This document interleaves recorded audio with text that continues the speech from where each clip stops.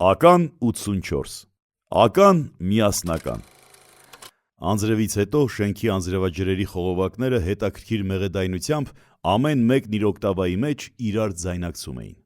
Այդ ժանգոտած երկարավիզ հնությունները շենքի ինտերիերի կարևոր մաս էին կազմում, իսկ լվացքի պարանները ինֆորմացիոն վազող տողերի նման գնում գալիս էին։ Հարևանուհիների միջև լվացք փռելու հերթի անհամաձայնություններից հետո ընդհանուր ռոլիկի դաշինքը հանդիպակաց մյուս հարևանի հետ էր կնքվում։ Լվացք փռելու կանոնի համաձայն գունային անհամաչափություն չպետք է լիներ, իսկ ժանրային տարբերությունը, ասենք գուլպան անգորայից ժակետի հետ կախելը, դա սերիալից հետոյի խոսք ու զրույցի շատ հարմար թեմա էր։ Ավելի լուրջ խոսակցություններ էլ էին լինում։ Մի ձմեռային ցուրտ օր մեր երրորդ հարկի հարևանուհու փռած լվացքի միջից փայտացած պլեչիկ մայկան պոկվեց ընկավ։ Արմենի 07-ի թանկանոց անտենան ջարդեց։ Դե ալե հավաքեց էլի։ Լավ էլի լավ ուր, մեռանք ասելով, նորմալ փետից շպիլկեքով կախի, մի օր տալու ես մեկի աչքը հանես։ Դե կանչի մարդուդ, կանչի անտենից փողը թող տա, երեք էի առե։ Արմեն ջան հլը լավ հիշի, առել էիր, թե մի հատ ուրիշ ավտոից էիր հանել։ Լավ հասկացա քեզ, ոնց ասես։ Հեսա մայկեն ու շպիլկեն մի պաչկա սիգարետի հետ կղրգեն վերև։ Աշոտիկ հլը արիստե։ Էս վեկալ հել լավուր տոտայեն ստուն։ Աշոտը կարևոր գործը թողեց, շարժվեց մուտքի ուղությամբ։ Հիշվող օր էր։ Հերթական ցուրտ ձմռան արձակուրդներն էին։ Այնքան ցուրտ, որ ջրի կաթիլները հավաքվում ու տարբեր տեղերից կախված երկար սառցալուլաներ էին դառնում։ Այսպես կոչված սասուլկաներ։ Շենքերից կախված սառույցները սովորաբար դեղնած էին լինում, որովհետև ծխացող շենքի վառարանային խողովակներից հոսող մուրը ջրերի հետ խառնվում ու տարբեր երանգներ էր տալիս։ Այդ կեղտոտ սուր սառույցները պոկում թրոցի էինք խաղում, իսկ մաքուրները պոկում ու ասում էինք «Մարոժնիա»։ 11 տարեկան էինք։ Բակի աղջիկների խնդրանքով միացել էինք իրենց, որ աշխարհի ամենամեծ ձնեմարդը սարքենք։ Շինանյութի լիություն էր։ 90-ականների առատությունը ձյան տեսքով էր։ Երբ մեր նախատեսած ձնեմարդու ծավալների մասին պատմեցինք, բակի տարեցներից շատերը թերահավատ վերաբերմունք ցուցաբերեցին։ Ի տարբերություն նրանց, Եղիշը ոգևորեց մեզ։ Երեխեք լավ բան եք մտածել, սարքեք, ցուցահանդեսի նման բոլոր թաղերից կգան կնայեն։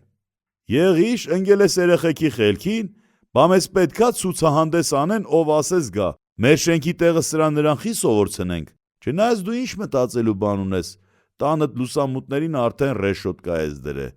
կամ էլ ինչ գույն ես ներկե, այ ախպեր, չէիր կարում վերևիդ հարևանի ռեշոտկի գույնի մոտիկ ներքսեիր։ Բնակարանային գողություններից խուսափելու համար բնակիչները պատուհաններին ճաղեր էին կպցնում։ Դարբնի գլուխգործոց, արվեստի նմուշ, թե հաստոցի շտամպով ստացած ճաղապաշտպան, միևնույն է, ճաղերից ներս մարդիկ նույն ապահովության զգացումն ունեին։ Այդ իրարից խիստ տարբեր ճաղերը ևս շենքի ինտերիերի մաս էին կազմում։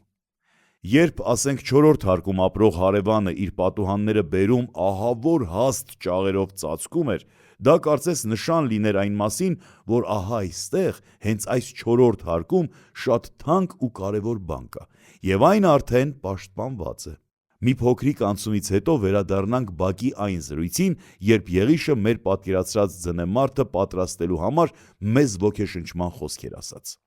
Երեխեք, ոչ մեկի մի լսեք, որոշել եք, սարքեք։ Կարողա լուրը տարածվի, ձեր մասին ռադիոյով էլ ասեն։ Հեռուստատեսությամբ ցուցադրելը աբսուրդի ժանրից էր, իսկ ռադիոյով իբրև հետաքրքիր նյութ հնարավոր էր հայտնեին։ Այսօր մայրաքաղաք Երևանում Կոմիտաս 26 շենքի բակում աշխարհի ամենամեծ ձնեմարդն են պատրաստել։ Մեր մեծ ձնեմարդու մասին ռադիոյով հայտարարելը առանձնակի ճոխություն կլիներ, բայց այդ բախտին չարժանացանք, որովհետև երեկոյան բակ վերադարձող մեքենաների պատճառով նախատեսած տարածքի մակերեսը կամաց սեղմվեց ու մի փոքրիկ ձնեմարդուկի տեղ մնաց, այն էլ ինչ ձնեմարդ, քուրքը հակին կրեատիվ ձնեմարդ։ Ուղղակի այն ժամանակ մենք կրեատիվին ասում էինք օրիգինալա, Մի խոսքով իսկական Instagram գցելու ձնեմարդ, որին մի քանի օր բնակիչները գնում գալիս, լայքում, սրտիկում, կոմենտում էին այնքան, մինչև մի օր Ալբերտզյան իր կանաչ նիվայով հետընթաց հարվածեց, խփեց, ջարդ ու փշուր արեց ու մեր կյանքից իգնոր արեց։ Երբ երեխա էինք, ամեն ջարդ ու փշուր եղած երազանքից հետո նոր երազանք էր ծնվում։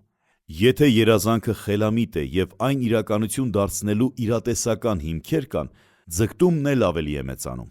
Չի բացառվում, որ մի օր էլ այն իրականություն դառնա։ Պետք է երեխայի նման հավատանք մեր երազանքին։ Միթե իրատեսական չէ երազել։ Իրար վատաբանելու, իրար վրա ցեխ շպրտելու փոխարեն լավ կլինի մարդիկ իրար սիրեն, օգնեն, թև ու թիկունք լինեն։ Չսպասենք արհավիրքներ գան, նոր միասնական դառնանք։ Երկիր կորցնելու վտանգից բացի, որպես ազգ, վերջնական պառակտվելու վտանգի մեջ ենք։ Եթե դարեր շարունակ մեզ իրար կապող գաղափարային արժեքները, հավատքը, գիրը, խոսքը, լեզուն չկարողանանք պահել, կստացվի, որ մեր երազանքը ոչ խելամիտ էր, ոչ էլ իրատեսական, բայց որ լավ ուզենք, ամեն ինչ էլ կարող ենք։ Չէ որ Հայկ Նահապետի ժառանգներն ենք, մենք հայք ենք, հզոր հայք, հաղթող հայք, սիրող հայք, ուշքի արի, արթնացիր, շուրջդ նայիր, վերջնական ու հաստատակամ որոշի լինել, ապրել, արարել ու մի վախեցիր։ Տղես չվախես, ոչ մեկից չվախես, բան ասողը լի, քարը վերց տու գլխին։